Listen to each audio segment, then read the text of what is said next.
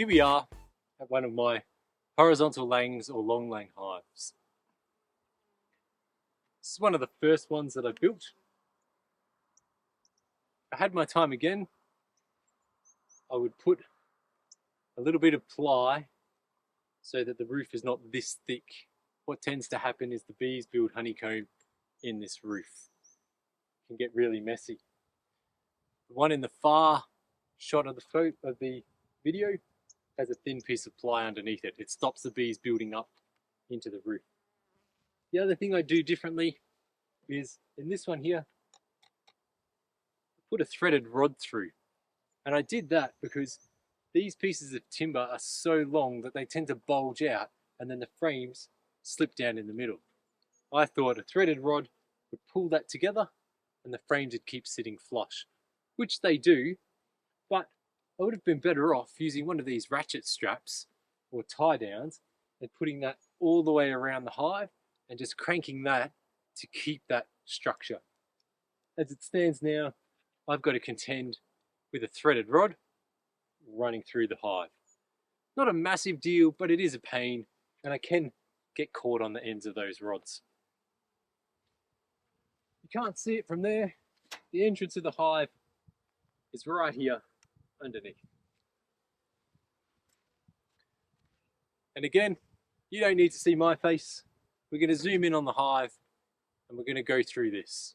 What I really like about this is I've got 30 or 32 frames in here. They're all contained.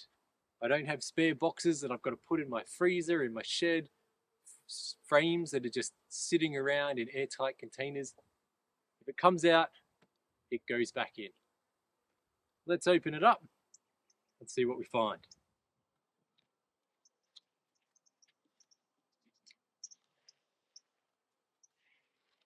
When I undo my ratchet strap, I move it to the side. That just makes it easier to put back on later on. Now this lid is stuck tight. I haven't opened this for 3 weeks, and I won't lie, I am scared. I think there's going to be wax all in the top here that we're going to have to clean up.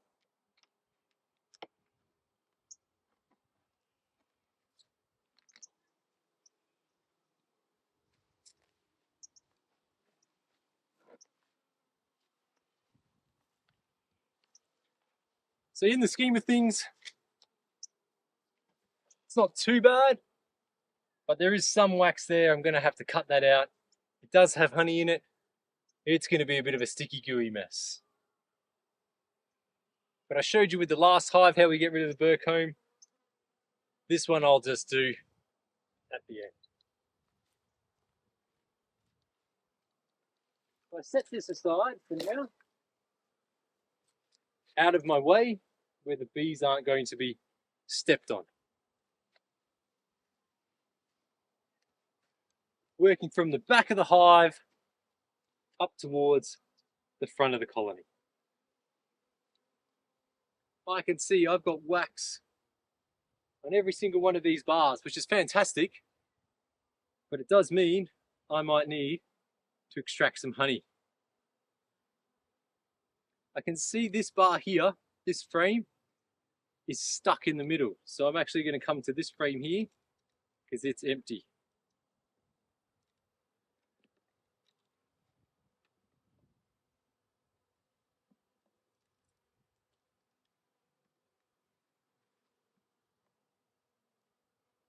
I can feel it's actually properlised against the sides of the hive as well. So I've just loosened that up. It should make it easier to slide this frame up. There we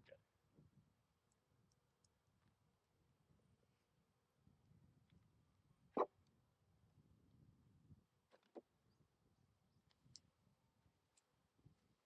Brand new wax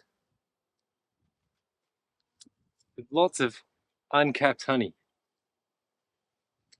To give myself some room, I'm just going to put that at the end of the hive there. That allows me now to work backwards this way nice and easily. There's also honey in this frame here.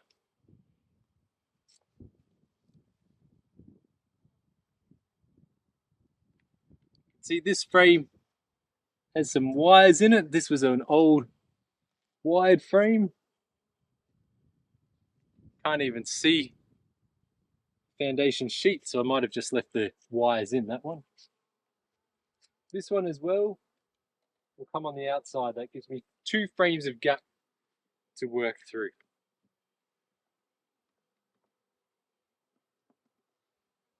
Here's another full frame. That's about 30% capped on this side, 70% uncapped. Lots of glistening honey in there. Very similar here. You can see I wouldn't necessarily extract this frame of honey if it was fully capped, just because of the darkness of this wax here.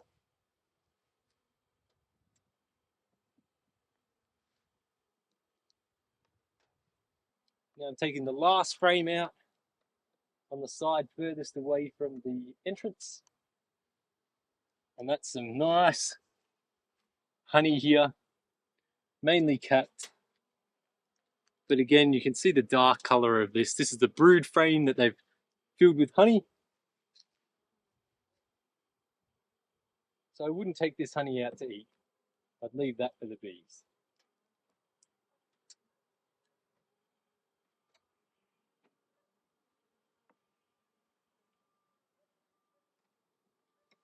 So in my next frame here, this is empty. What I'd do with this, I'd move that up here to give the bees somewhere else to build some new wax.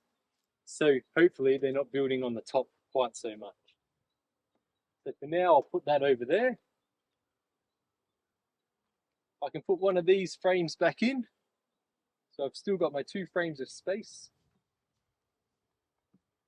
But there's less chance of these falling off the side here. These tables, they're not too bad from a hive stand perspective. I find with the Langstroth hives, they do buckle a little bit, but a horizontal like this that sits across the whole thing, it does the job. So we can work relatively quickly through here. This is all honey. On this side as well.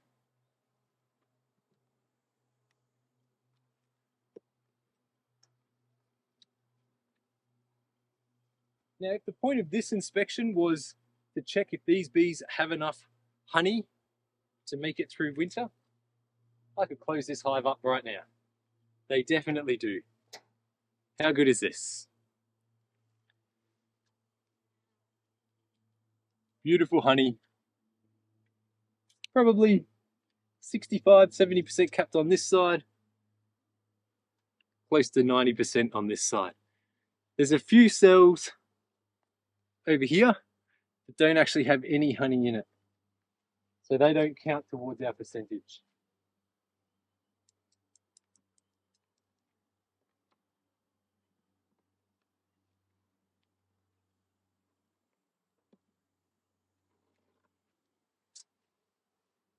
Another nice, a lot of capped honey.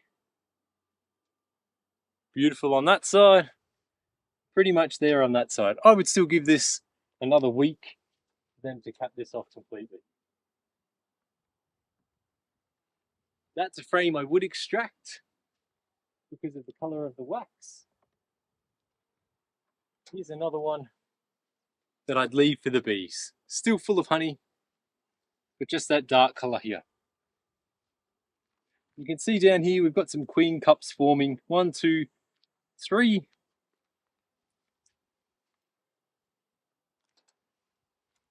Those queen cups again. 1, 2, 3. Sorry, 1, 2, 3.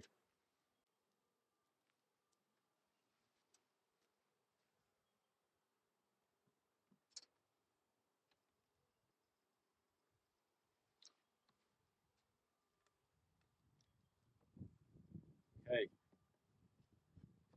So we're going to run into some trouble here.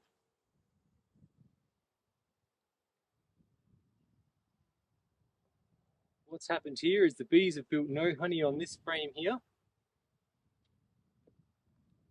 but there's a bit of honey joining this frame and the frame in between. I'm going to have to cut that off. It doesn't meet code and it doesn't allow us to get these frames out.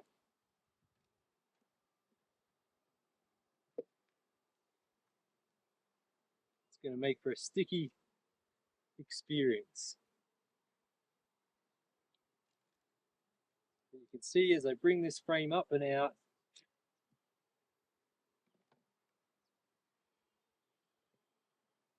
that's what we had.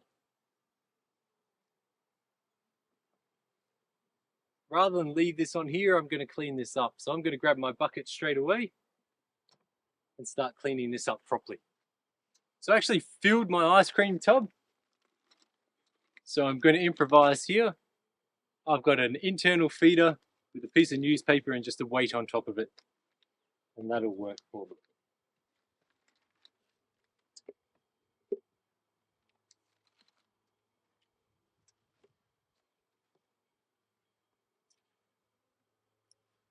I'm just going to cut this off, drop it in here.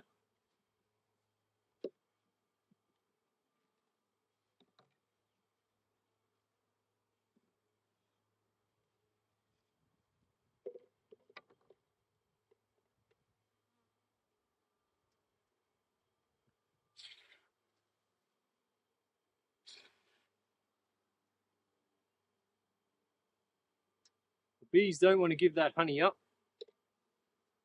I can strain this and give it back to the bees, that's no problem.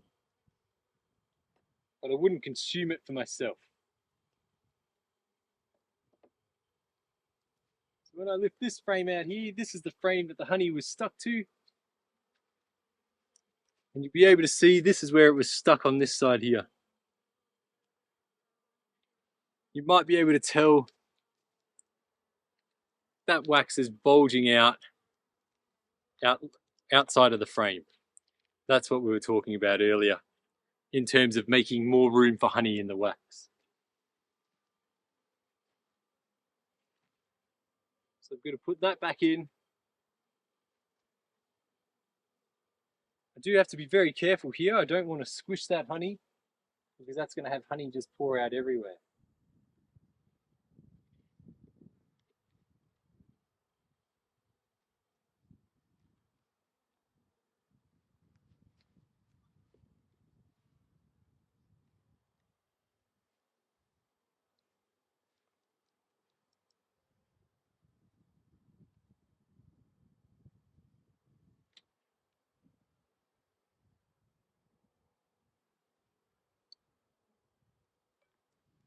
This frame is just dropped slightly, so I can see it's actually stuck to the bottom of the hive there.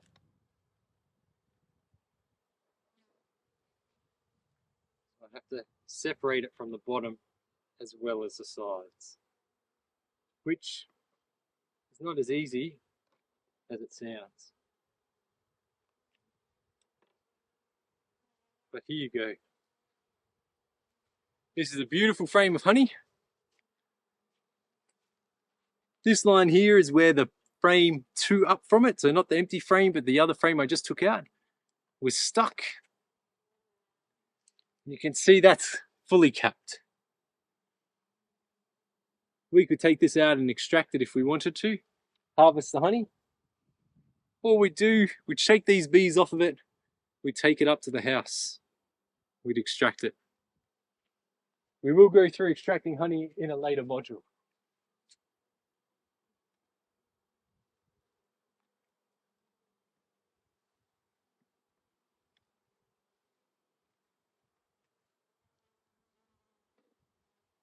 Here is another frame fully capped honey. You might be able to see here this slight indentation. That indentation lines up with that threaded rod that I was talking about earlier. It runs through between this frame here and this one just there. So when I put it back, I will put that back in the same position that I took that one out of. Because the threaded rod is here, I need to take one frame out of here to give me space to move forward. So I can put these frames back. Now normally, we put the frames back in the same order. But given this is all honey so far, it's okay to put this honey frame on this side here.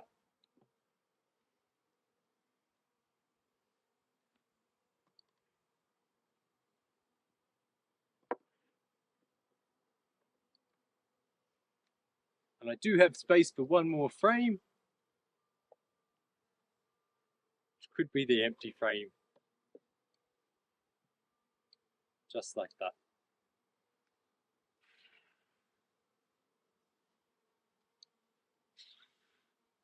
Blowing the bees to move them away so that I can get rid of this honey and burr comb. Put it in my bucket. Same with this one here.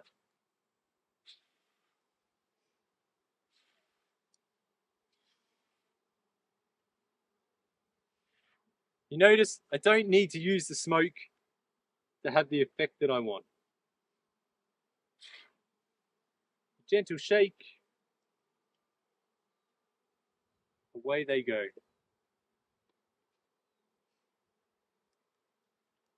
So because this honey here is unripened, it's not capped, I wouldn't consume it. But what I can do is crush it, strain it, and give it back to this colony of bees. Again, one of those internal feeders is a must in that situation. So I'm having a look through to try and work out which frame is going to be the easiest one to take. And it looks like it's probably going to be this one, even though it's waxed to the other one. So I'm going to come through here, gently separate.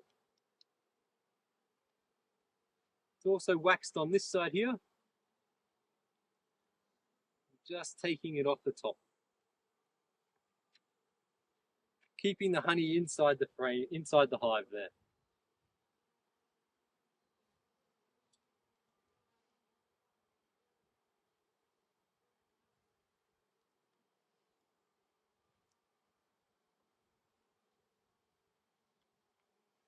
Trying to lift this up as straight as I can to do as little damage. And here we go.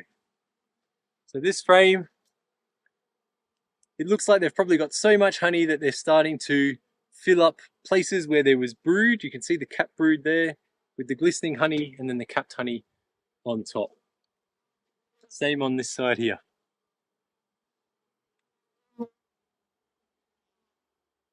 So it is possible for a colony to become honey bound, where you have too much honey in the hive and the queen has nowhere to lay eggs anymore.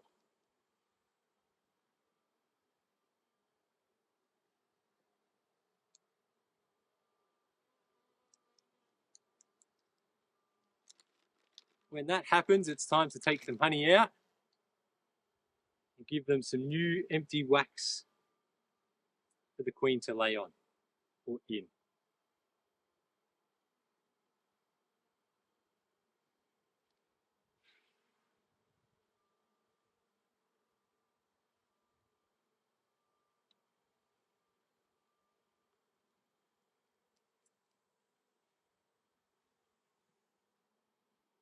These hives are a great middle ground between a top bar hive and a Langstroth hive. You can use the standard equipment of the Langstroth, but you can build it to a height that suits you, like a top bar, and you don't have to put anything away over winter like you do with a Langstroth hive. So here you go again, mainly honey, pretty much honey in all of those open cells where there's no capped brood.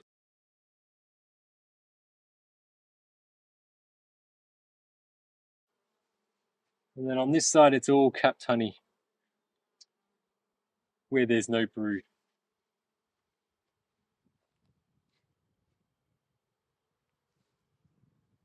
I'm going to take that one out as well, just to give me some room.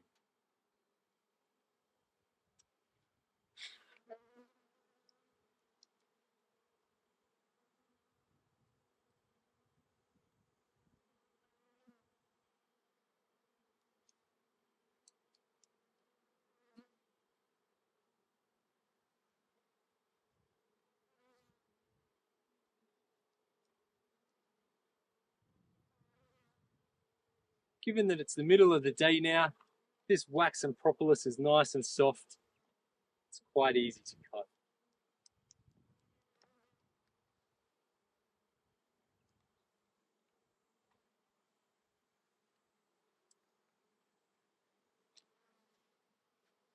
Here is a beautiful frame of fully capped honey. We're going to take this up, we're going to extract this today. So to do that, I want to get all the bees off of it. I better go get my bee brush. Now that I've got my bee brush, I can shake off a bunch of these bees, as many as I can. There weren't that many bees to begin with. The rest of them, I'll just brush off with the brush.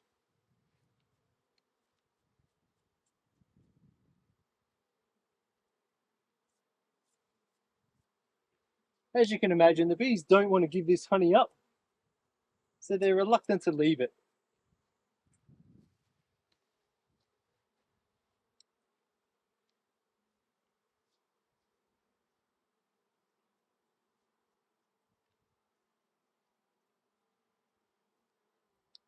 All right.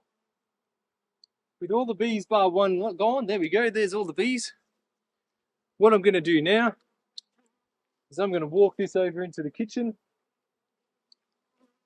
so that later on I can show you how we're going to harvest this and turn it into beautiful honey.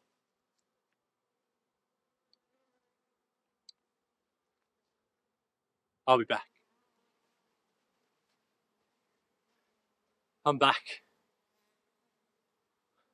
Well, I haven't seen any small hive beetle in these hives that we've inspected yet. I did want to touch on it, and I used that opportunity going into the kitchen to get a chuck's cloth. So, small hive beetles are those tiny little black beetles. Again, hopefully you've seen them on the bulk course. There's a few different methods for capturing and killing hive beetles. The bees themselves, they don't kill them. They just corral them into a corner or an area where they can do as little damage as possible. You can get oil traps. Some people put diatomaceous earth in their hives. All sorts of different options. For me, this is what I like to go with, a chuck's cloth. So with a chuck's cloth, you've got lots of tiny little holes, which are great for a small hive beetle's legs to get stuck. So with one of these, fold it up, I put it on top of a few frames, just like that. Over a couple of months, the hive beetles will get stuck in there and they will die. The bees also see this as a foreign object, so they do start chewing the cloth up and chucking it out the front. It's not perfect, but I find it, or I feel, that it's better than having oil and diatomaceous earth in a beehive where I'm producing food. Personal preference, everybody's different. Let's keep going. I'll put this away. All right, I'm going to tidy this last remaining wax up. We haven't seen the queen. I'm not too fussed. What I'd really like to show you after this, after I've tidied this up, is how to do a sugar shake test and an alcohol wash. I think that's very important for you to see how it gets done. So you might be able to hear the bees. That pitch has increased and they're banging into me. They're a bit cranky now. I've just been squishing up all their honey. I'd be cranky too if someone was stealing my food.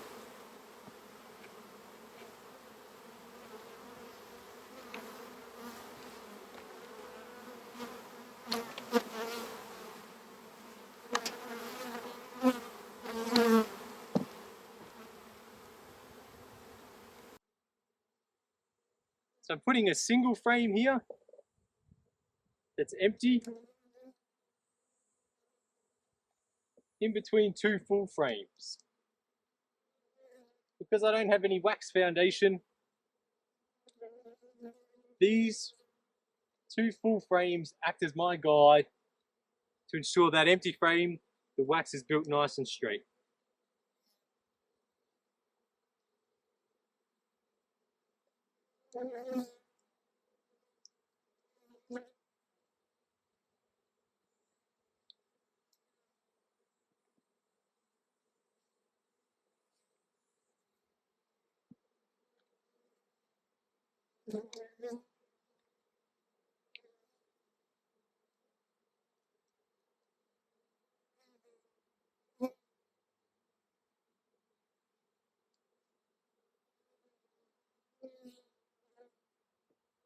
I was going to put another empty frame here, but I can see the wax is a bit concave through this one.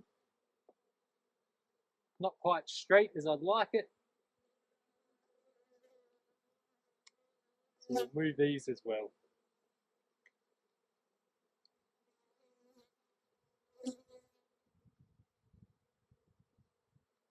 That's looking nice and straight.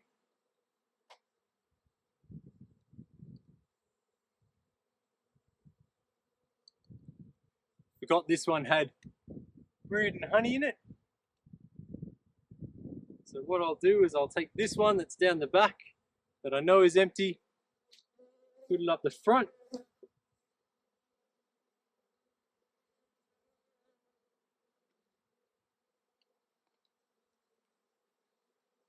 then we'll move this brood down just a little bit here.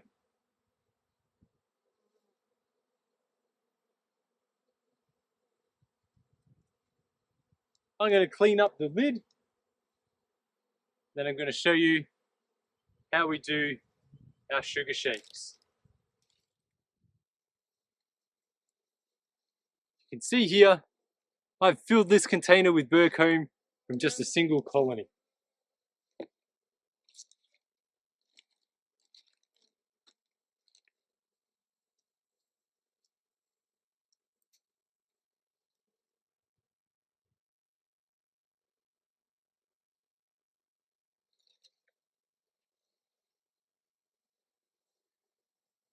Bees are all at one side of the lid. We'll give them a shake off. Don't want to kill them.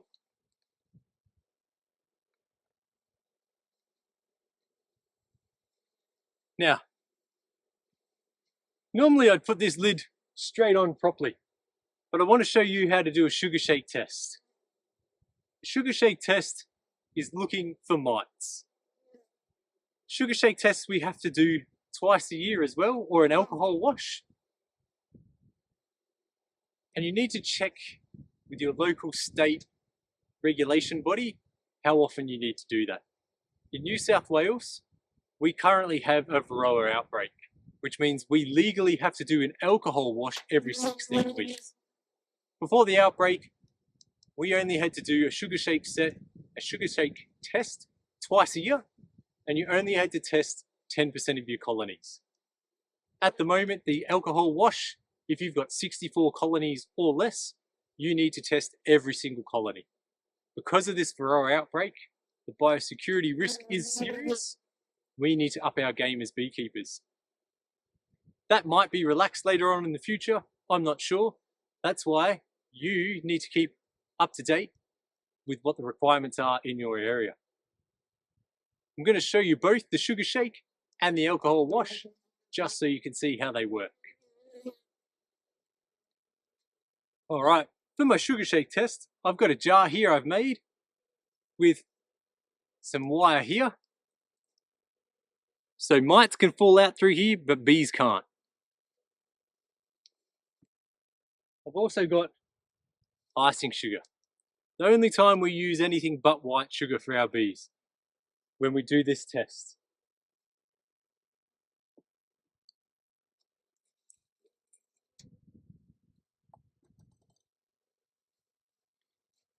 There you go, I don't know if you can see that. Another stinger in the thumb. Didn't feel it, but that's going to cause some grief for that poor girl. All right. So it's about a tablespoon, maybe 2, of your icing sugar.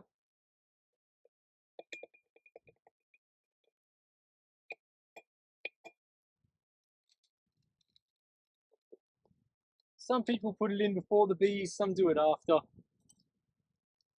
Check what your local governing body suggests is the best way. I like to grab a frame of bees from the brood area.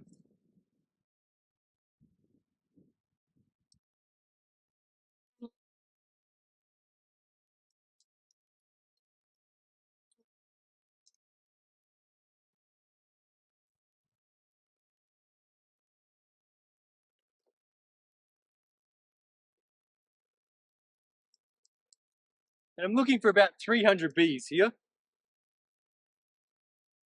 Give them a good shake on the frame. Before I do that, I'm making sure I don't see my queen. I don't want to kill my queen while I'm doing a test.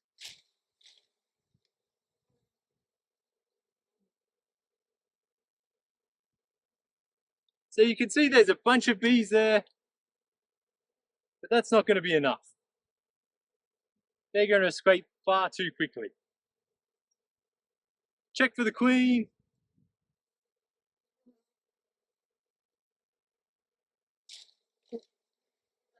Put some more out. Now, as quick as I can, I want to fold these bees up and shake them into my icing sugar.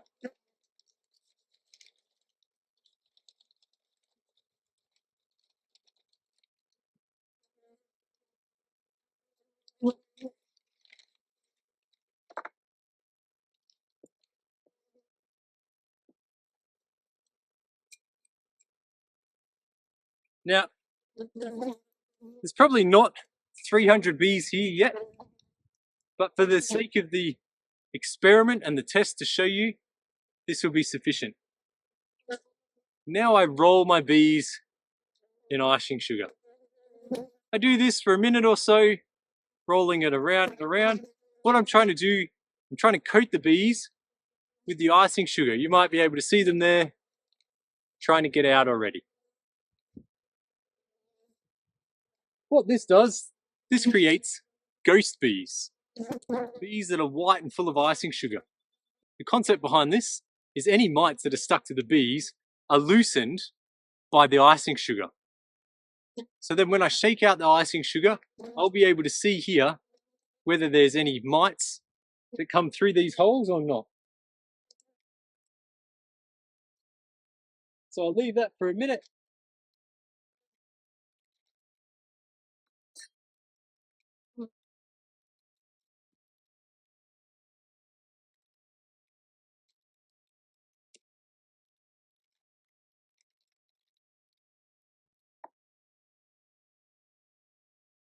Give it another spin.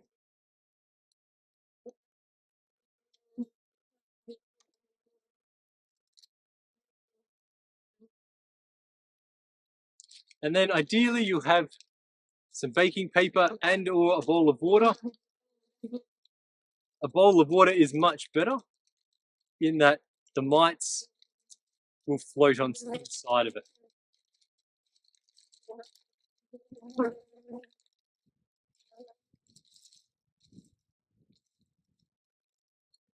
I'm going to lay this baking paper out.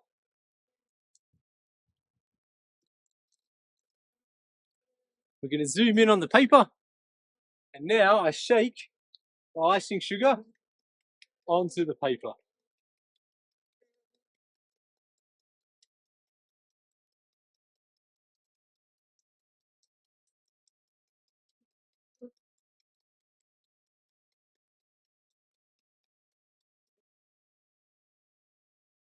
Clearly I used too much icing sugar because it's still coming out.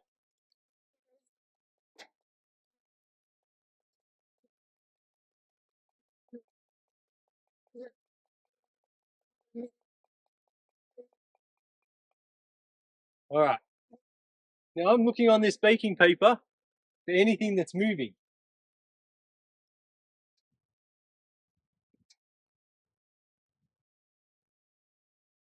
I don't see any mites.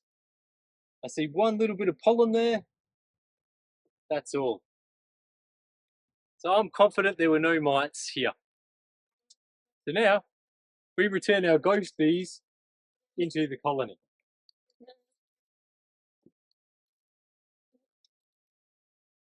I'll move the lid so you get a better view.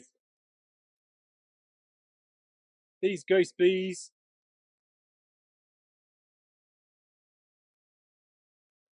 their sisters are going to come through and lick them until they're clean.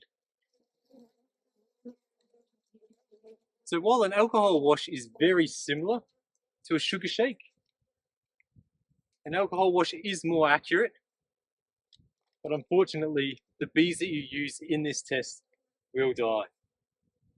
So you need 25% alcohol, rubbing alcohol, or methylated spirits. Again, we need 300 bees in our jar. Now I've cleaned this jar out from the sugar shake.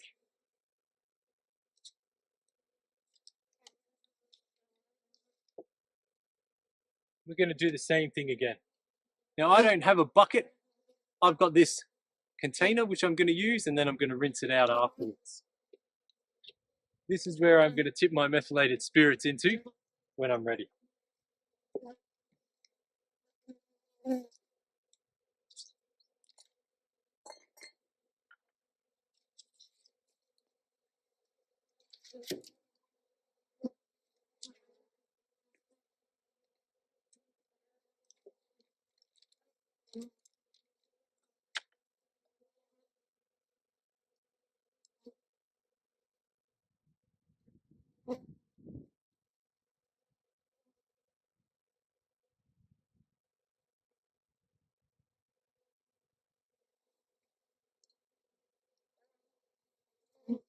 So I'm checking for my queen, giving it a good shake.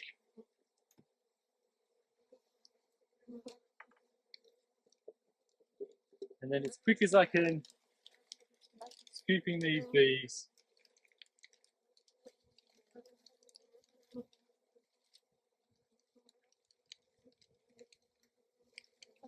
Into my jar.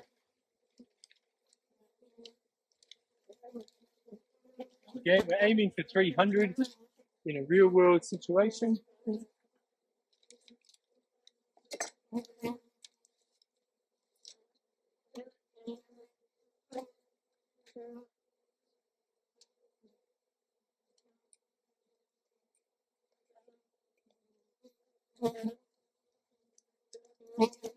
If you can, have a quick look.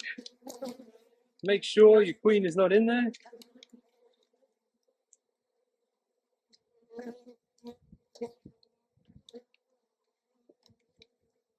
You can see these girls are really not happy.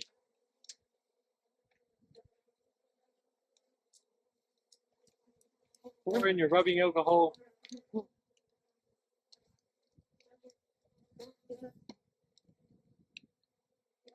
Or your methylated spirits.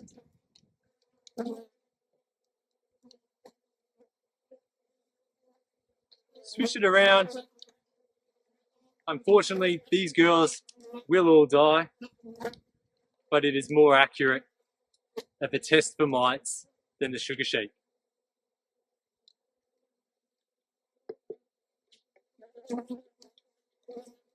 Once we've done that, we get our bucket and we pour our methylated spirits in.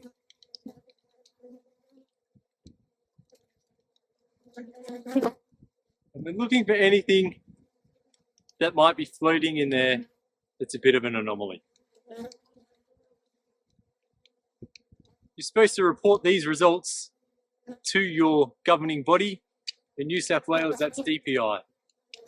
So I would report to them and say, I've checked my hive, no mites detected, this is the date. It's an online form, it is fairly easy.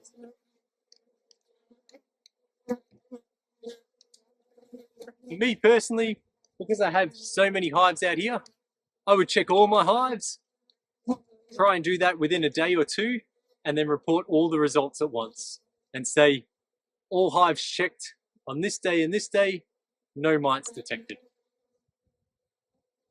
When you've only got one hive, when you're a beginner beekeeper, it's much easier. Let's close this up. I think we've upset these bees enough for one day. Let them recover and we'll go extract some honey.